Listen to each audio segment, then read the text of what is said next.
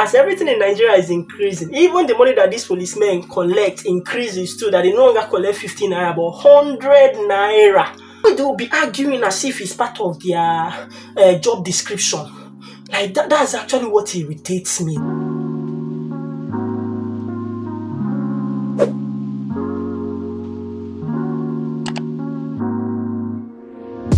Hi guys, welcome back.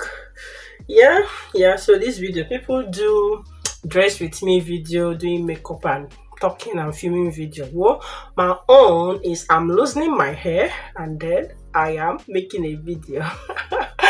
Yeah guys, so welcome back. It's Intentional Favor on the beats. How are you all doing? Hope you are well, hope you are fine. I am fine, as you can see. Yeah, so guys, I was just thinking as I'm loosening this hair anyways, and because this hair I made it in Nigeria when I traveled for my wedding, and I just remembered like my experiences when I was in Nigeria, and I felt to gist you guys why taking down this hair has lasted though.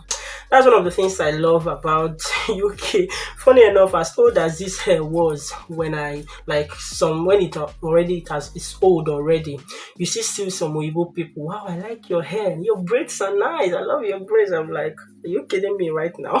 I mean, this hair is old and you still admire it. Well, you know why it's so now. They don't know old hair or anything, and that's why I love UK. No pressure. This country, to a great extent, relieves you of so many pressures that people put on themselves trying to impress others. So that's one of the things I like about UK. So on to the gist matter. So guys, I just thought to tell you guys this story, like my experience when I went back to Nigeria after 2 years. So because of my wedding, I traveled to Nigeria last year, and that was just like 2 years of coming here. I went back to Nigeria. As at this time, I'm not sure what to title this video, but you know what? I think the title I'll give it, because it's like a statement I made so many times while I was in Nigeria, and that is, I used to think I'm AjePako until I traveled down to Nigeria after 2 years. Honestly, like I never knew I'm Ajebota or I have elements of Ajebota. In case you're not a Nigerian or you don't understand, you don't know what is AjePako and Ajebota, probably the best way I can explain it to you, like AjePako are tough people who are resilient, who can, take anything. Pako is wood, okay, is wood, who are hard and, they are strong and all. Then the opposite is Ajebota. Ajebota are spoiled children who are spoiled, who are, oh God, I can't do this, no, ew, and all of that. Oh no, butter now. So wood against butter. So that can give you an understanding of what is meant by AjePako and Ajebota. So yeah, I used to think I'm actually Ajebota, but going back to Nigeria 2 years after leaving the country, I discovered that I'm no longer Ajebota. I used to think I'm AjePako rather, but after that I discovered I'm no longer AjePako. UK has changed me and turned me to Ajebota. Honestly. So the summary of it all, my experience in Nigeria is that I was so irritated. Everything, let me not say everything, but you know what I mean by everything was just irritating. Everything was irritating me. The way of life, everything was just irritating me, and I'm just going to break this down as much as I can, like quickly, so that this video will not just get too long and not to bore you. Okay, so I now travel. Like some of the things basically that actually irritated me was the system. While I was in Nigeria, all these things didn't bother me. Like maybe I was used to it. But the first thing that happened is I was just asking myself at some point, how did I manage to survive all this? Like sometimes I just sit down and I tell myself, calm down, girl, calm down. You used to live in this country. You were born and brought up in this country. You've lived in this country for more than 20 years. So what is all this? Like I used to tell myself, come on, snap out of it. Come on, what are you saying? But then I can't just take it. Okay, so one typical example is like the police. They were the people that I had much problem with. Like, they are standing on the road and collecting money. It was irritating me. When you know what police does, when we've lived in a country that works and you see everything. And the most annoying thing is about seeing them argue with drivers, both private drivers, then commercial bus drivers, arguing with them to give them. It's not that 20 naira. As I when I was before I left Nigeria, what they were collecting is 50 naira. And to my greatest surprise, as everything in Nigeria is increasing, even the money that these policemen collect increases too. That they no longer collect 50 naira, but 100 naira. I'm like, the way they will be arguing as if it's part of their job description. Like that's actually what irritates me. That's the most irritating thing. Like, I'm like, are you guys kidding me? Is it your job description to collect 100 naira from drivers? They do it as if it's their right. Like, and like, the thing was always irritating me. I was always angry with these policemen whenever they do that. And I'm like, wait, why is this thing all of a sudden? This is something I know that happens in Nigeria, but then thing was just irritating me. That's the main one. So I'm just telling you all this thing in case you finish staying in this country, and you go back, just expect all these things. Because when I came back, I was just like people that are here. How did you enjoy? I said I didn't enjoy anything. No, everything was irritating me. They were like, I know, yeah, I know. So some of them, I think probably they've experienced it. So just prepare your mind, okay? Don't think I'm just telling you these stories or I'm forming. No, that's not the case. I'm just telling you guys what it is. It's actually what it is. It is what it is. So that's it. That's one.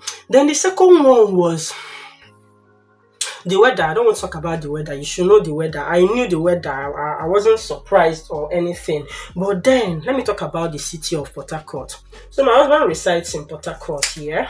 So when I went to Port Harcourt, that city, because that was the first time that was my first time of going to Port Harcourt. And when you hear Port Harcourt city, Port Harcourt, I'm not sure how I take the city, but I just think it's a cool city. Before you say it's where I stay, just hear me out first. All these police issues I had was in Port Harcourt too, mostly because when I was in Anambra, when I was in my house, like before my wedding, I went nowhere. I wasn't going anywhere. Yeah, I was not going anywhere really. So it was when I now went to Port Harcourt, when my husband started work. We came back from honeymoon. Then he started work like less than 1 week after our wedding. My husband started work. Okay, so when he now resumed work, being alone in the house, and I had to always go to see my parents-in-law, my sister-in-law, and all of that. So I used to enter public transport. That's actually most of the time. At the point I wanted to film one. I did not even tell you people about the police. One day, let me tell you what happened one day. I didn't know why I didn't bring out my camera to film this. The hierarchy and everything. We were just there in the traffic.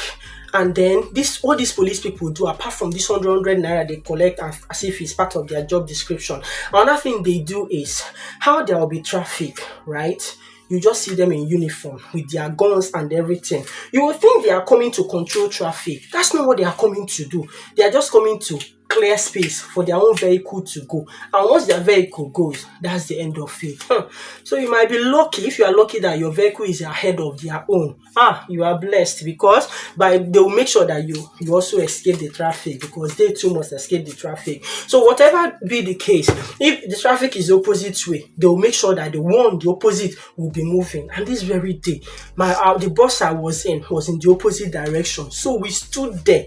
We stood there for almost an hour, coupled with other places. But this particular one, we stood there for more than 30 minutes. Because, see what happened? Policemen came and they wanted to control the traffic to fit their own side, because it was actually a T junction. Not even T, it was 4 road, like a T junction. So the police was on this side, we were on this side, then army, we are on this side. So police came controlling and making this other one move. Army people came. When army people came, a policeman was already there trying his best to control the traffic. Army people came and the police was trying to tell them to wait, hold on. Do you know what these army people do? I beg you, they just waved him like this. Who are you? I'm dog. And the policeman did not do anything. I hate that thing. I was so annoyed. Just ignored him do your worst. And the policeman, now army, they did not do anything. The policeman just went by the side. Army people now started controlling their own way was now moving. And then after they finished all of that, then the police continued from where he stopped until his own. that day, I was so annoyed. Like, what kind of country is this? I was just looking at myself and like, what is all this? The thing irritated me. And I was sitting in the front with the driver. I was like, oh God, what is this? So that even brings me to one of the things I want to talk about. What is it called? About Port Harcourt. I used to think it's only Lagos people that experience traffic. I've stayed in traffic for 1 hour. All thanks to Port Harcourt City. Something that has never happened to me in my entire life. I'm like, wait, Port Harcourt and Lagos, which is worse now? If this happens, there's one particular place, I've forgotten the name of one particular place that there is always traffic on that road. Traffic. Okay, it didn't end there. Let me tell you guys one funny experience.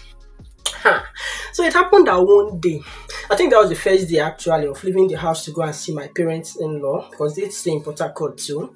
So of course, you know when they tell you, go get to this place, then enter a bus going to this place. So immediately the first bus that just came around, I just stopped it and I entered. Unfortunately, it was only at the back that there was space, and it didn't even occur to me to wait again, because now JJC, I just want to move. This is a bus is going to where the place they said I should go. I entered the bus and I sat at the back. We were going. We got to a point, guys. The bus did bugo or something. Driver came down, then lifted his seat and come and see smoke. More 9 race. Everybody ran. Oh my God. Everybody started running. And me, I was at the back. Jesus, I was just praying, God have mercy on me. Before other people could just leave, and I was like, the last person that left. Oh, Jesus Christ of Nazareth. I almost like got injured that day. And then we all ran out. Hey, come and see race. God, I got so mad. I was like, what is all this? What is all this? What kind of country is this? Why can you bring a bus that is not even okay and let it fly on the road? AjePako now. So after that, he did whatever he did. I said, no, everything is fine, that we should hop in, we should get back into the bus. We entered again. Few minutes again, the same thing happened. Come and see another race. Ben Johnson. Everybody started running, guys. And when you don't know where you are going, they only told you enter a bus from. I didn't know where next to enter, and a lot of things, and I've paid. I don't even know where I'm going. I don't know where I am. I just believe, and eventually, anyways, the conductor puts me and some others, because others say they are no longer going, and they just left. But the conductor now put me in another bus, and that's how I continued my journey. I was like, what is all this? I was so irritated. Everything was just irritating me. Now, since that experience, I made sure that while I was in Port Harcourt, I never sit at the back or anywhere apart from the front seat.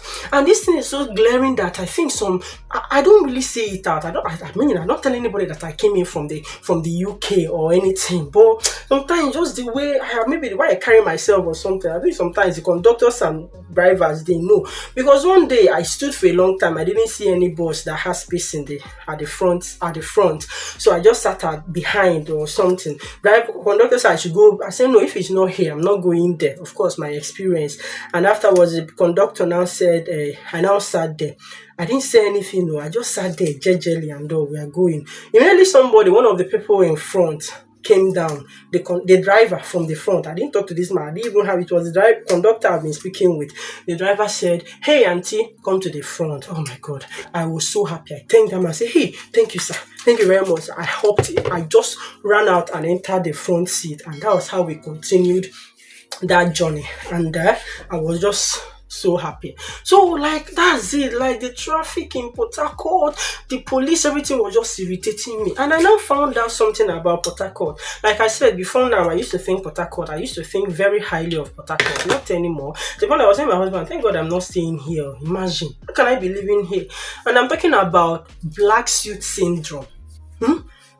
Black suit syndrome. Now, oil refinery and all of that in Port Harcourt. It's a problem for the residents. So you clean your house every day in Port Harcourt. If not, your house will be covered with black suits. Black suit, the same way that dust is brown, dust is everywhere during dry season. This one, rainy season, dry season, anywhere, black suit is everywhere. You clean your house, if you come back in the next minute, touch it, everywhere is black. Your underfeet is very black. I'm like, how do you guys survive? That cold is not healthy. Oh. It's not healthy because you also inhale all these things. If you're going out, you close all your windows, close everywhere. Else, by the time you come back, your whole house, if you're using tie or anything, you just see it is black. You entered. You know the same way you treat dust. This one is black suit. Everywhere is just black. I'm like, I cannot think I can ever survive there. Well, that's because I'm no longer AjePako. UK has turned me into an AjeBota. Oh my god. So guys, that's it though. And yeah, so many experiences. And maybe if you are going to Nigeria, just take this from me. Like, that's one of the experiences you have. Because when I shared it with people, people confirm that it's what it is. You get irritated. It's normal. I was like, thank God, because at the point I thought I was being abnormal. But hearing that, and also let me know if such has happened to you. And if you are here, you are planning to go to Nigeria, just prepare your mind that you might have this or similar experiences. And one advice is, when you get to Nigeria, don't start drinking pure water, even pure water. I was given that advice, I heeded to it, and it went really well. Just start drinking table water. Then after some weeks or some days, you can now start taking pure water. If not, diarrhea, typhoid or anything can kill you because your system will try to adapt and all of that. And take preventative malaria treatment. Okay, once you land, immediately, some immediately start taking anti-malaria drugs, anti-typhoid drugs, and all of that. And before coming back, buy enough from the airport. Start drinking, and when you come here, continue. If not, malaria here. If you go to the GP, they can quarantine you and all. So that's it. So guys, the next experience I want to talk about is my wedding night. Not really wedding night experience, like all these village people. The day after my wedding, I want to tell you guys what happened. These village people there, or more. But I think this video is already getting long. Like, it's getting long. Probably I'll have to end it here and film a part 2. Probably, if I feel the need, and just you guys about these village people. But then, that's absolutely fine, and absolutely fine. So guys, please don't forget to like this video, subscribe to my channel if you have not, and let's continue this gist in another video, in a separate one, so that it won't get too long. And I'll be seeing you guys next time, and until then, stay blessed, remain intentional, and take care of yourselves. Bye.